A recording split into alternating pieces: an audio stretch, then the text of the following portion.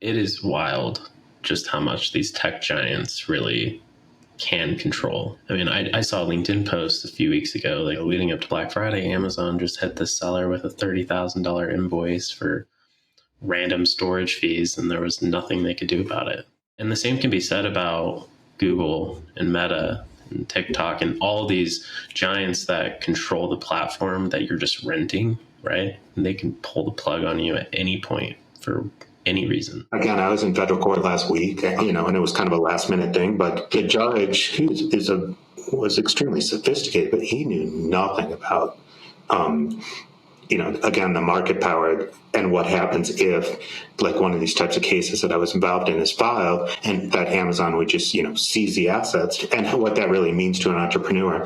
It's just that in the United States, because again, there's not a huge framework of laws like there is in the EU. The courts are not that experienced in it.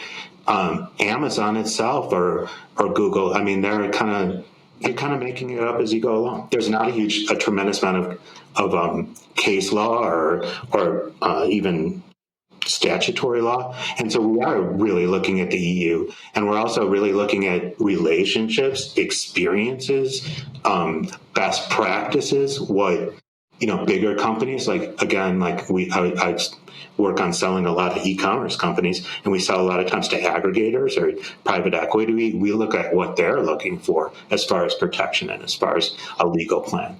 And I would say to your clients or your listeners that, listen, you guys, your international law, you might sound like, oh, well, that's not me. But most people come to the point where they're selling to Canada first, and then they get orders from Europe. Well, you're not going to deny those orders. So all of a sudden you are, that law does become applicable.